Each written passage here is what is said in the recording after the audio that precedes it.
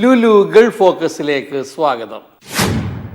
ജീവിതം നിങ്ങളെ എന്ത് പഠിപ്പിച്ചു എന്ന ചോദ്യം ചോദിച്ചാൽ കണ്ണൂർ സ്വദേശി വിനോദ് പറയുക ഇങ്ങനെയായിരിക്കും: ആരെയും കണ്ണടച്ച് വിശ്വസിക്കരുതെന്നാണ്. തൻ വഴികേടിലാക്കിയ ചില മലയാളി ബിസിനസ്സുകാർ സുഖമായി നാട്ടിൽ കഴിയുന്നു. വിനോദാവട്ടെ അവർ ഒരുക്കിയ വൻ ചതിവലയത്തിൽ വീണ് രക്ഷാമാർഗം കാണാതെ പിടയുകയാണ്. പരസ്പര വിശ്വാസം എന്നത് ചില മലയാളികൾക്കിടയിൽ ഇല്ലാതായി കഴിഞ്ഞു എന്ന് തെളിയിക്കുന്ന അനുഭവ കഥയാണിത്. കണ്ണൂർ സ്വദേശി വിനോദ് വളരെ ചുരുങ്ങിയ കാലം കൊണ്ട് മികച്ച ബിസിനസ്സുകാരനായി മാറിയ ചെറുപ്പക്കാരൻ. ദുബായ് അവീറിൽ സ്വന്തമായി ഗ്യാരേജ്, ട്രെയിലറുകൾ നിർമ്മാണം തുടങ്ങി ഒട്ടേറെ വിജയകരമായ ബിസിനസ്സുകൾ ചെയ്ത് ശ്രദ്ധേയനായ മലയാളി. പക്ഷേ കഷ്ടകാലം രണ്ട് മലയാളികളുടെ രൂപത്തിൽ വിനോദിന് മുന്നിൽ എത്തുകയായിരുന്നു. ഞാൻ ആദ്യം വെച്ചാൽ ഇവിടെ അവീറിലൊരു ഗ്യാരേജ് ആയിരുന്നു, ഒരു ട്രെയിലർ ടാങ്കർ മാനുഫാക്ചറിങ് ഒരു കമ്പനിയാണ് നടത്തിക്കൊണ്ടിരുന്നത്. അപ്പം ആ സമയത്താണ് സെയിം കസ്റ്റമർ യൂസ് ചെയ്തുകൊണ്ട് ഒരു ഷിപ്പിംഗ് തുടങ്ങാമെന്നുള്ള ഒരു ഐഡിയ വെച്ചത്. തേർഡ് പാർട്ടി മുഖാന്തരം ഇങ്ങനെ ഇവരെ കമ്പനി കൊടുക്കുന്നുണ്ട് എന്ന് പറഞ്ഞിട്ടാണ് ഞാൻ ഈ കമ്പനി എടുക്കാൻ വേണ്ടി ചെല്ലുന്നത്. പക്ഷേ ഇവർ 7 സ്റ്റാഫ് അടക്കമുള്ള ഒരു കമ്പനിയായിരുന്നു. 5 വർഷം പഴക്കമുണ്ട്. അതുപോലെ തന്നെ ഇവരുടെ കമ്പനിക്ക് ഒരു 8 ലക്ഷം ദിർഹത്തോളം ലോണുണ്ടായിരുന്നു അവിടെ ചില. അപ്പോൾ അതൊക്കെ അവരൊന്ന് സ്പോൺസറിൻ്റെ സാന്നിധ്യത്തിൽ പറഞ്ഞിരുന്നു. അപ്പോൾ ആ രീതിക്ക് നമ്മൾ ഇവരുടെ അസറ്റിനെല്ലാം കൂടെ റേറ്റ് ഇട്ട് 3 ലക്ഷം ദിർഹമാണ് മൊത്തം റേറ്റ് ഇട്ടിട്ടുണ്ടായിരുന്നു. അപ്പോൾ റേറ്റ് ഇട്ട് നമ്മൾ 2014 ഡിസംബർ 10 കോർട്ടിൽ വെച്ചിട്ട് 3 ലക്ഷം ദിർഹം അവർ കൈമാറുകയും ചെയ്തു. അപ്പോൾ ഇവർ ലൈബിലിറ്റി ഈ എമൗണ്ടും അതുപോലെ ഇവർക്കൊരു ഫ്യൂവലിൻ്റെ കമ്പനി ഉണ്ടായിരുന്നു. അപ്പോൾ അതും കൂടെ സെയിൽ ചെയ്തിട്ട് ലൈബിലിറ്റി ക്ലോസ് ചെയ്യാമെന്ന് പറഞ്ഞിരുന്നു. പക്ഷേ ഇവർ 2015 അതായത് കമ്പനി സെയിൽ ചെയ്തതിന് ശേഷം 2015 ജനുവരിയോടുകൂടി ഫാമിലി മൊത്തം ക്യാൻസൽ ചെയ്തിട്ട് ഇവർ നാട്ടിലേക്ക് പോയി. അപ്പം ഞാൻ ഇവരുടെ നമ്പർ കോൺടാക്ട് ചെയ്തു നാട്ടിലേക്ക്. അപ്പോൾ ഇവർ പറഞ്ഞു കുറച്ച് പ്രോപ്പർട്ടിയൊക്കെ സെയിൽ ചെയ്യാനുണ്ട്, സെയിൽ ചെയ്തിട്ട് ഞങ്ങൾ റിട്ടേൺ എന്തായാലും എത്തും, നിങ്ങളുടെ ലൈബിലിറ്റി എന്തായാലും ഞങ്ങൾ തീർത്ത് തരും, വൈഫിനൊക്കെ ഇനി പുതിയ നമ്മൾ കമ്പനിയിലേക്ക് പാർട്ണർ ബേസിൽ കൊണ്ടുവരുന്നതുകൊണ്ടാണ് എല്ലാവരും കൂടെ ക്യാൻസൽ ചെയ്ത് വന്നെന്ന് പറഞ്ഞു. ചില മലയാളികൾ ഇങ്ങനെയാണ്: വലിയ വർത്തമാനവും വിനയവും വിശ്വാസം ജനിപ്പിക്കുന്ന പെരുമാറ്റവും. എന്തൊരു മാന്യന്മാർ എന്ന് നിഷ്കളങ്കരായ ആളുകൾ മനസ്സിൽ പറഞ്ഞു പോകുന്ന പെരുമാറ്റം, കയ്യിലിരിപ്പ് മറ്റൊന്ന്. അത് പക്ഷേ മനസ്സിലാക്കുമ്പോഴേക്കും പിറകിൽ നിന്നുള്ള കുത്ത് കിട്ടിക്കഴിഞ്ഞ് നിഷ്കളങ്കരായ വ്യക്തികൾ വീണ് കഴിഞ്ഞിരിക്കും. ചതിയന്മാർ എന്നൊക്കെയുള്ള പ്രയോഗം ഇവിടെ ചെറുതാണ്. അതിനപ്പുറം ചില പരാമർശങ്ങൾ മാത്രമേ ഇത്തരക്കാർക്ക് ചേരുകയുള്ളൂ. കടബാധ്യതകളുള്ള സ്ഥാപനം ഏറ്റെടുക്കുമ്പോൾ ആ സ്ഥാപനത്തിലെ ജീവനക്കാരെ കൂടി ഉൾക്കൊള്ളാൻ വിനോദ് തയ്യാറായി. അത്രയും വലിയ വിശാല മനസ്കത വിനോദ് കാണിച്ചു. ഏറ്റെടുത്ത സ്ഥാപനത്തിൽ വന്നിരിക്കും മുമ്പ് തന്നെ വിനോദ് അത് താൽക്കാലികമായി നടത്തിക്കൊണ്ടുപോകാൻ അത്യാവശ്യം ചെക്കുകൾ ഒപ്പിട്ട് കൊടുത്തു. പേരില്ല, ഡേറ്റില്ലാതെ. എന്നാൽ ഈ ചെക്കുകൾ ഉപയോഗിച്ചാണ് ആ സ്ഥാപനത്തിലെ ജീവനക്കാർ മുതലാളിമാർക്ക് വേണ്ടി വിശ്വാസവഞ്ചന ചെയ്തത്. കസ്റ്റംസിലൊക്കെ ഒരു ക്രെഡിറ്റ് സിസ്റ്റം ഉണ്ട് ഷിപ്പിംഗ് കമ്പനികൾക്ക്. അതായത് നമുക്ക് മുൻകൂർ വേണമെങ്കിൽ ചെക്ക് കൊണ്ടിട്ട് സബ്മിറ്റ് ചെയ്യാം. എമൗണ്ട് 1 ലക്ഷം 2 ലക്ഷം ദിർഹത്തിനൊക്കെ സബ്മിറ്റ് ചെയ്യും. അതായത് കസ്റ്റമറിൻ്റെ വർക്കുകൾ മുൻകൂർ ചെയ്ത് കൊടുക്കാം. ഒരു 3-4 ദിവസം നമുക്ക് ടൈം കിട്ടും. അതിന് ശേഷം നമുക്ക് കസ്റ്റമറിൻ്റെ നിന്ന് പൈസ വാങ്ങിയിട്ട് അതിലിട്ട് കൊടുത്താൽ മതിയായിരുന്നു. പക്ഷേ അങ്ങനെ ഇവർ എമൗണ്ട് ഇത് ബാങ്കിലേക്ക് ഇട്ട് കൊടുത്തില്ല. കാരണം എല്ലാം പെട്ടെന്ന് എടുത്തത്. അപ്പോൾ ഒരു 1-ാം തീയതി ഒരു 1 ലക്ഷം ദിർഹം എടുത്തിട്ടുണ്ടെങ്കിൽ ഒരു 2 ദിവസത്തിന് ശേഷം ഒരു 50,000 ദിർഹം, 75 ആ രീതിയിൽ ഒരു എമൗണ്ട് അവിടെ നിന്ന് എടുത്ത് മാത്രമല്ല എടുത്തതിലൊരു 2,60,000 ദിർഹം, അതായത് ഈ കമ്പനി വിറ്റ കൊല്ലം ജില്ലയിലുള്ള നിജു കൃഷ്ണൻ എന്ന് പറഞ്ഞാൽ അദ്ദേഹത്തിൻ്റെ പേരിലും അദ്ദേഹത്തിൻ്റെ ഫാദറിലോ, അതുപോലെ തന്നെ ആലപ്പുഴയുള്ള ഒരു പാർട്ണറായ ജിൻഡോ ജോമി എന്ന് പറഞ്ഞാൽ അദ്ദേഹത്തിൻ്റെ ഫാദറിലോയുടെ പേരിലൊക്കെ എമൗണ്ട് അയച്ചു കൊടുത്തു. ബാലൻസ് ഏകദേശം ഒരു 8,50,000 ദിർഹം ഇവരെ രണ്ടുപേരെയും പേഴ്സണൽ ക്രെഡിറ്റ് കാർഡുണ്ട്. അത് ദുബായിലുള്ള പേഴ്സണൽ ക്രെഡിറ്റ് കാർഡിൽ ഇവർ ഇട്ടിട്ട് ഇതാക്കുകയാണ് ചെയ്തത്. പിന്നെ ഇവരുടെ പേരിൽ ഒരുപാട് കേസ് ഇവിടെയുണ്ട്. അതായത് ജിൻഡോ ജോമി, നിജു കൃഷ്ണൻ എന്ന് പറയുന്ന ആൾക്കാർ പേഴ്സണൽ ലോണുകൾ ഒരുപാട് ഇവിടെ എടുത്തിട്ടുണ്ട്. അതുപോലെ തന്നെ ഇവർക്കൊരു ഫ്യൂവൽ കമ്പനി ഉണ്ടായിരുന്നു. അപ്പോൾ അതിൻ്റെ കുറേ കസ്റ്റമറേക്ക് എമൗണ്ടുകൾ കൊടുക്കാറുണ്ട്. അതുപോലെ ഈ ഫ്ലൈലാൻഡ്, ഇപ്പോൾ എനിക്ക് സെയിൽ ചെയ്ത ഫ്ലൈലാൻഡ് എന്ന് പറഞ്ഞ കമ്പനിയുടെ പുറത്ത് കുറച്ച് ഔട്ട്സ്റ്റാൻഡിങ് എമൗണ്ടുകൾ ഇവർ കൊടുക്കാനുണ്ട്. 2-3 കമ്പനികൾ കൊടുക്കാനുണ്ട്. അപ്പോൾ ആ ബാധ്യതയൊക്കെ നമ്മൾ കൊടുക്കേണ്ട ഒരവസ്ഥയിലാണ് വന്നിരിക്കുന്നത്. പല കമ്പനികളിലെയും മലയാളി ഉടമകൾ തങ്ങളുടെ ജീവനക്കാരെ കൊണ്ട് ചെയ്യിക്കുന്ന ചില കുതന്ത്രങ്ങളുണ്ട്. ജീവനക്കാരുടെ പേരിൽ ലോൺ എടുക്കുക, അല്ലെങ്കിൽ ജീവനക്കാരെ കൊണ്ട് ചെയ്യിക്കാവുന്ന വഞ്ചനാപരമായ ചില കാര്യങ്ങൾ ഓഫീസിൽ ചെയ്യിക്കുക, എന്നിട്ട് മാപ്പ് സാക്ഷികളാക്കി മാറ്റുക. മുതലാളിമാർ ചെയ്യുന്ന പാപഭാരം മുഴുവൻ തലയിൽ കയറ്റി വെക്കുക.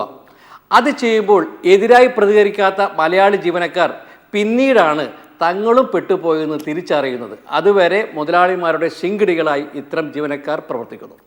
ഓൾറെഡി ഇവിടെ ഇപ്പോൾ എംബസിയിൽ കംപ്ലയിൻറ്റ് കൊടുത്തിട്ടുണ്ട്. എംബസിയിൽ കൊടുത്ത് അവർ ഇന്നലെ ബുധനാഴ്ച അത് നാട്ടിലേക്ക് സെൻഡ് ചെയ്യുന്നതാണ് പറഞ്ഞത്. ഒരാഴ്ച എടുക്കും നാട്ടിലെത്താമെന്ന് പറഞ്ഞിട്ട്. നാട്ടിൽ എഫ്ഐആർ രജിസ്റ്റർ ചെയ്തിട്ടുണ്ട്.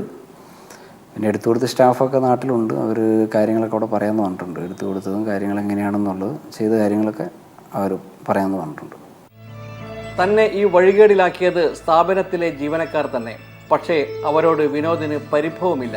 പഴയ മുതലാളിമാർക്ക് ശിങ്കിടി പാടിയവർ. സ്റ്റാഫ് 1 രൂപ പോലും ഇതിൽ ഉപയോഗിച്ചിട്ടില്ല എന്ന് നമുക്ക് കാണാൻ സാധിച്ചിട്ടുണ്ട്. എമൗണ്ട് മൊത്തം ഇവരുടെ അക്കൗണ്ടുകളിലും ഇവരുടെ ക്രെഡിറ്റ് കാർഡുകളിലും ഒക്കെ തന്നെയാണ് ഇട്ടിട്ടുള്ളത്. ഈ എടുത്തു കൊടുക്കാൻ സഹായിച്ച 2 സ്റ്റാഫിൻ്റെ പേരിലും അവർ പേഴ്സണൽ ലോൺ ഇവിടുന്ന് എടുത്തിട്ടുണ്ട്. അപ്പോൾ ആ ലോൺ അവരാണ് അടച്ചുകൊണ്ടിരുന്നത്. അത് ക്ലിയർ ചെയ്ത് കൊടുക്കാമെന്നും പറഞ്ഞിട്ടാണ്. അപ്പോൾ അവർക്ക് സ്റ്റാഫുകൾക്കൊക്കെ പേടിയായി. കാരണം അവർക്കിവിടെ കേസ് വരുമെന്നുള്ള ആ ഒരു ചിന്താഗതിയിലാണ് അവരിത് ചെയ്തത്. പക്ഷേ എന്നാലും എടുത്തു കൊടുത്ത് അവരുടെ വശത്തും തെറ്റ് തന്നെയാണ്. എന്നാലും അവരെ തെറ്റ് അവരേറ്റു പറയാമെന്ന് പറഞ്ഞിട്ടുണ്ട്. നമ്മുടെ തെറ്റുകൾ നമ്മൾ പറയാം എന്നുള്ള രീതിയിൽ അവർ പറഞ്ഞിട്ടുണ്ട്. വിനോദ് കേസുകളുടെ പരമ്പര തന്നെയാണ് നേരിടുന്നത്. ഒന്ന് കഴിയുമ്പോൾ മറ്റൊന്ന് എന്ന നിലയിൽ. പുറത്തു പോകാനും കഴിയില്ല. കാരണം പാസ്പോർട്ട് പോലീസിൻ്റെ കസ്റ്റഡിയിലാണ്. കസ്റ്റംസിലും മറ്റും കടം വീട്ടാതെ പുറത്തു പോകാനാവില്ല. ഇതിൽ ഒരു ചില്ലി ദർഹം പോലും തൻ്റെ ആവേശത്തിന് വേണ്ടി ആയിരുന്നില്ല എടുത്തത് എന്ന് വിനോദ് പറയുന്നു. എല്ലാ കുറ്റവും തൻ്റെ തലയിൽ വെച്ച് ആ ക്രൂരരായ മലയാളികൾ രക്ഷപ്പെട്ടു നാട്ടിൽ സുഖമായി ജീവിക്കുന്നു. ഉണ്ടായിരുന്ന ഗ്യാരേജ് നഷ്ടമായി. ചെയ്യാത്ത കാര്യത്തിന് ജയിൽവാസം അനുഭവിക്കേണ്ടി വന്നു. അടുത്ത കേസുകൾ പുറകെ ഓരോന്ന് വന്നുകൊണ്ടിരിക്കുന്നു. ഇപ്പോൾ ഉണ്ടായിരുന്ന വണ്ടികളുടെ അടവുകളോ കാര്യങ്ങളോ ഒന്നും അടയ്ക്കാനോ ആക്കാനും സാധിക്കുന്നില്ല. മുന്നോട്ട് പോകാനുള്ള എല്ലാ വഴികളും അടഞ്ഞിരിക്കുകയാണ്. ഒരു വിധത്തിലും മുന്നോട്ട് പോകാൻ സാധിക്കുന്നില്ല. എയർപോർട്ടിൽ വെച്ച് അറസ്റ്റ് ചെയ്യപ്പെട്ടു. 45 ദിവസം ജയിലിൽ കിടന്നു. എന്തിനു വേണ്ടി? വിനോദ് പറയുന്നത് കേൾക്കുക. നാട്ടിൽ കേസ് ഫയൽ ചെയ്യേണ്ട ആവശ്യം വന്നുകൊണ്ട് എടുത്തു കൊടുത്ത സ്റ്റാഫിനെയും കൊണ്ട് ഞാൻ നാട്ടിൽ പോവുകയുണ്ടായി. അപ്പോൾ അവിടുന്ന് എഫ്ഐആർ രജിസ്റ്റർ ചെയ്തിട്ട് ഞാൻ റിട്ടേൺ വരുന്ന സമയത്താണ് ഇവിടെ എയർപോർട്ടിൽ നിന്ന്, അതായത് 2015 ഡിസംബർ 14-ാം തീയതി 15-ന് ഇവിടെ എത്തുന്നു. ഇവിടുന്ന് പിടിക്കുന്നു. അപ്പം കസ്റ്റംസിൻ്റെ ഒരു 9,57,000 ദർഹം ഒരു കസ്റ്റംസിൽ നിന്ന് എടുത്തിട്ടുണ്ടെന്ന്. അപ്പോൾ അതിൻ്റെ പ്രശ്നത്തിൽ അവിടെ അൾട്രാഫ ഇവിടുത്തെ പോലീസ് സ്റ്റേഷനിൽ പാസ്പോർട്ട് സറണ്ടർ ചെയ്യേണ്ടി വന്നു. ഇത് കാരണം ഇപ്പോൾ എനിക്ക് ഒരുപാട് നഷ്ടമുണ്ട്. കാരണം 2015 തൊട്ട് ഈ ഒരു 1.5 വർഷത്തോളമായിട്ട് നഷ്ടങ്ങൾ മാത്രമേ ഉള്ളൂ. ഏകദേശം ഇവരുടെ ലൈബിലിറ്റീസ് എല്ലാം ഞാൻ അടച്ചുകൊണ്ടിരിക്കുകയാണ്. അതുപോലെ വണ്ടികൾ 3-4 വണ്ടി ഉണ്ടായിരുന്നു. അതൊന്നും അടയ്ക്കാൻ പറ്റാത്തതുകൊണ്ട് അതും പോലീസ് കസ്റ്റഡിയിലാണ് ഉള്ളത്. മികച്ച ഭാവാഭിനയവും വിശ്വാസം ജനിപ്പിക്കുന്ന പെരുമാറ്റവും പിന്നെ വാക്കുകളിലെ വശ്യതയും ഇതൊക്കെയാണ് വഞ്ചകരായ മലയാളികളുടെ കൈമുതൽ. കുടുംബത്തെ അടക്കം വിസകൾ റദ്ദ് ചെയ്ത് അയച്ചു കഴിഞ്ഞു. താമസിച്ച ഫ്ലാറ്റും ഒഴിവാക്കി. എല്ലാം കഴിഞ്ഞ് മുങ്ങിയ ആ മലയാളികൾ വിനോദിന് വരുത്തിവെച്ച കടബാധ്യത നമുക്ക് ഊഹിക്കാവുന്നതിലും അപ്പുറത്താണ്. തങ്ങളുടെ കടബാധ്യതകൾ മുഴുവൻ വിനോദ് അടച്ചു തീർത്തു. ബിസിനസ് കൈമാറ്റത്തിലൂടെ നേരത്തെ ലക്ഷക്കണക്കിന് രൂപ കൈക്കലാക്കി. ഇനി എന്ത് വിശ്വാസം, എന്ത് സത്യത? കട്ട മുതൽ തിന്ന് കൊഴുക്കുക തന്നെ. അതാണ് ആ മലയാളികൾ നാട്ടിൽ ചെയ്യുന്നത്. അത് ചതിച്ചെന്ന് എനിക്ക് കമ്പനി വിറ്റ ഇതിൻ്റെ പാർട്ണറായ നിജു കൃഷ്ണൻ, ജിൻഡോ ജോമി എന്ന് പറയുന്ന ആൾക്കാർ തന്നെയാണ് ചതിച്ചിട്ടുള്ളത്. കാരണം അവരാണ് ഇത് പ്ലാൻ ചെയ്തിട്ടുള്ളത്.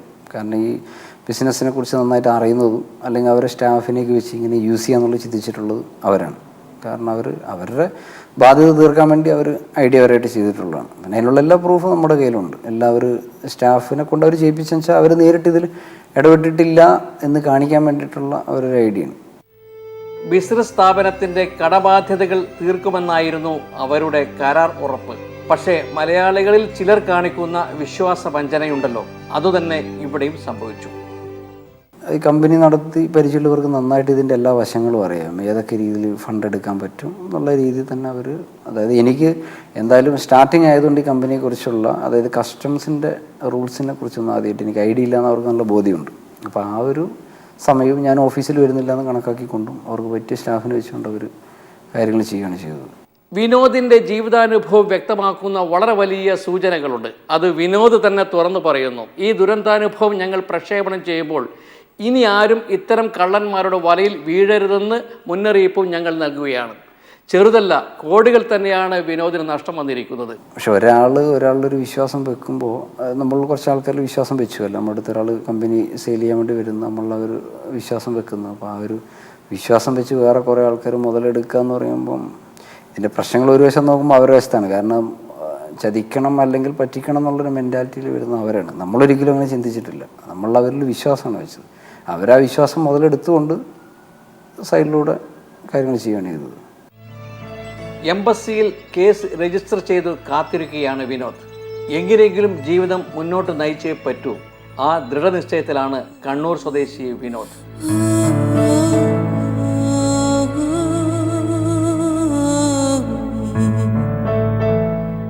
എന്തായാലും മുന്നോട്ട് പോയേ പറ്റുള്ളൂ. കാരണം നമ്മൾക്ക് ഒരുപാട് കസ്റ്റമേഴ്സായിട്ട് ഇവിടെ കമ്മിറ്റ്മെൻ്റ് ഉണ്ട്. അപ്പോൾ അവരെയും നമുക്ക് ചതിക്കാൻ പറ്റില്ല. കാരണം മുന്നോട്ട് പോയേ നമുക്ക് പറ്റുള്ളൂ. അപ്പോൾ അതുകൊണ്ട് എന്തായാലും ലീഗലായിട്ട് ഇവർക്ക് മുന്നോട്ട് പോവുക, ഈടാക്കിയെടുത്ത പൈസ അവരുടെ നിന്ന് തിരിച്ചു വാങ്ങുക എന്ന് തന്നെയാണ്.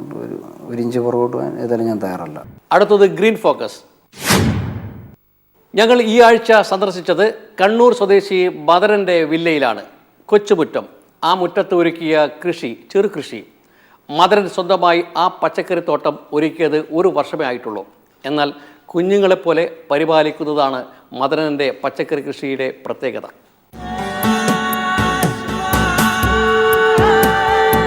കഴിഞ്ഞ വർഷം ആരംഭിച്ച പച്ചക്കറിത്തോട്ടം ഈ വർഷം വിപുലമായി തന്നെ തുടരുകയാണ് മദരനും കുടുംബവും. കുറെ കൂടി നന്നായി ശ്രമിച്ചിട്ടുണ്ട് ഈ വർഷം കാർഷിക വൃത്തി. മദരൻ തൻ്റെ തോട്ടത്തിൽ വളർത്തിയ പച്ചക്കറി ഇനങ്ങളെപ്പറ്റി പറയുന്നത് ഇങ്ങനെയാണ്. ഇത് കഴിഞ്ഞ വർഷമാണ് ഞങ്ങൾ തുടങ്ങിയത് ചെയ്യാൻ വേണ്ടിയിട്ട്.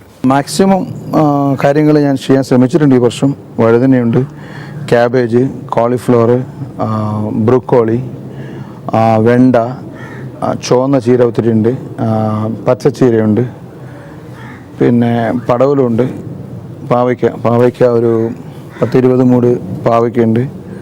പിന്നെ പ്രത്യേകിച്ച് ഈ വർഷം ചെയ്ത ബീൻസ്, പിന്നെ വെള്ളരി, കുമ്പളം, മത്തൻ, പിന്നെ ഒത്തിരി തരം പച്ചമുളകുകൾ, നീണ്ടമുളക്, ഉണ്ടമുളക്, പിന്നെ അലങ്കാരമുളക്.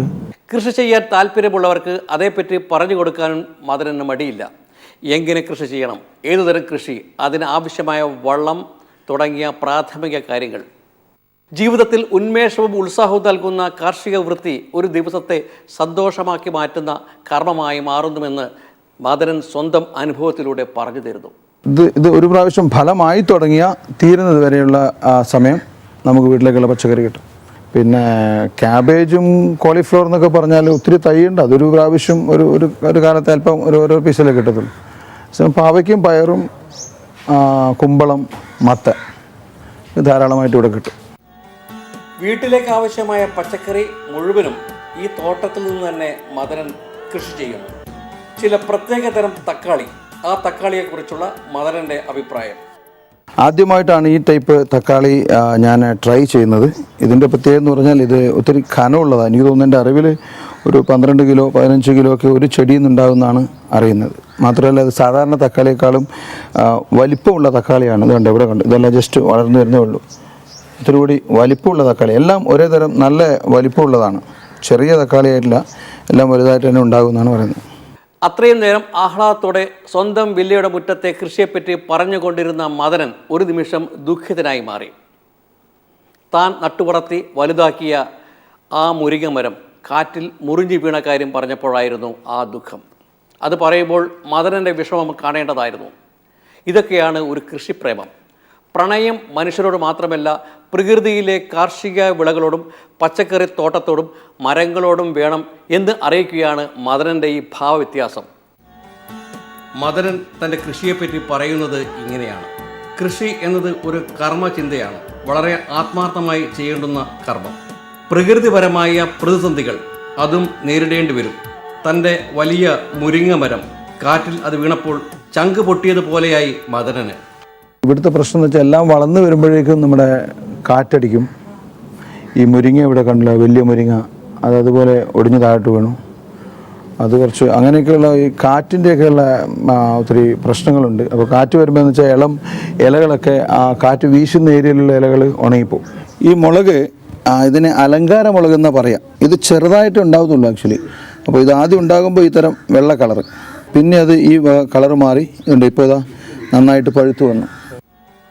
തന്നെ പോലെ ചിന്തിക്കുന്ന കർഷക വൃത്തിയിൽ താല്പര്യമുള്ളവരെ ചേർത്തുകൊണ്ടുള്ള ഗ്രൂപ്പ് ഫാമിംഗ് ആണ് മദരൻ്റെ അടുത്ത ലക്ഷ്യം. കൃഷി ചെയ്യുന്ന മണ്ണ്, വളം ഇതെല്ലാം ശ്രദ്ധിക്കേണ്ടതുണ്ട്.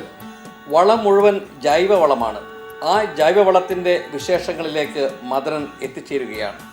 ഞങ്ങൾ മെയിനായിട്ട് യൂസ് ചെയ്യുന്നത് ജൈവവളം മാത്രമേ ഇവിടെ യൂസ് ചെയ്യുന്നുള്ളൂ. മറ്റ് ഇംഗ്ലീഷ് വളങ്ങളൊന്നും നമ്മൾ നാട്ടിൽ പറഞ്ഞ പോലെ ഇംഗ്ലീഷ് വളങ്ങളൊന്നും ഇവിടെ യൂസ് ചെയ്യുന്നില്ല. ഇത് ഞങ്ങൾ ദൈവന്ന് ഫാമിൽ പോയി കൊണ്ടുവരുന്നതാണ്. പിന്നെ ഉപയോഗിക്കുന്നതാണ് ഈ മുരിങ്ങയുടെ ഇല. ആ പശുവിൻ്റെ ചാണകവും കൂടി മിക്സ് ചെയ്തിട്ട് ഇതുപോലെ ബക്കറ്റുകളിൽ 5 ദിവസം 6 ദിവസത്തേക്ക് വയ്ക്കും. ഗ്രീൻ ഫോക്കസ് ഇവിടെ അവസാനിക്കുന്നില്ല. അടുത്ത വില്ലയിലേക്ക്, അടുത്ത ഫ്ലാറ്റിലേക്ക് കൃഷിപ്രേമമായി നടക്കുന്ന പ്രവാസി മലയാളികളുടെ വീട്ടുമുറ്റത്തേക്ക് ഗ്രീൻ ഫോക്കസ് പോവുകയാണ്. ഇനി നമുക്ക് ആർട്ട് ഫോക്കസിലേക്ക് പോകാം. ഗൾഫ് രാജ്യങ്ങളിൽ എത്തപ്പെടുന്ന ഭൂരിപക്ഷം പ്രവാസി മലയാളികളും ഏതെങ്കിലും തരത്തിലുള്ള കഴിവും പ്രാപ്തിയും പ്രകടമാക്കുന്നവരാണ്. അതൊരു വലിയ വിസ്മയ കാഴ്ചയാണ്. ഗാനാലാപനവും സംഗീതാസ്വാദനവും കലാപരമായ മികവും പുലർത്തുന്ന മലയാളികൾ ചിലരെങ്കിലും തങ്ങളുടെ കഴിവിനെ സഫലമായി പ്രകടിപ്പിക്കാൻ പര്യാപ്തരവുമാണ്. എല്ലാവർക്കും നമസ്കാരം. എൻ്റെ പേര് നിസാം എന്നാണ്. കുറച്ച് പാട്ടുകാരുടെ ശബ്ദത്തിൽ പാടിയിട്ട് ഒരു വീഡിയോ ചെയ്യുകയാണ്. എല്ലാവരും കാണണം, പ്രോത്സാഹിപ്പിക്കണം. നിങ്ങൾക്കെല്ലാവർക്കും കാണാൻ വേണ്ടിയിട്ടാണ് ഇത് പോസ്റ്റ് ചെയ്യുന്നത്. എല്ലാവരും പ്രാർത്ഥിക്കുക. ഇതൊരു 16 മിനിറ്റേ ഉള്ളൂ ടോട്ടൽ. 21 സിംഗേഴ്സിൻ്റെ വോയിസ് ചെയിനായിട്ട് ചേഞ്ച് ചെയ്ത് പാടിയിരിക്കുകയാണ്. ഇളയരാജയുണ്ട്, ദാസേട്ടനുണ്ട്, വാണി ജയറാം, TM സൗന്ദരരാജൻ, കിഷോർ കുമാർ, മുകേഷ്, മനു, S ജാനകി, ലതാ മങ്കേഷ്കർ, പിന്നെ മാപ്പിളപ്പാട്ടിലെ കുറച്ച് സിംഗേഴ്സ് ഉണ്ട്. ഷാനു, അതുപോലെ പീർ മുഹമ്മദ്, AV മുഹമ്മദ് സാഹിബ്, മുഹമ്മദ് റാഫി സാറ്, അങ്ങനെ കുറച്ച് പാട്ടുകൾ.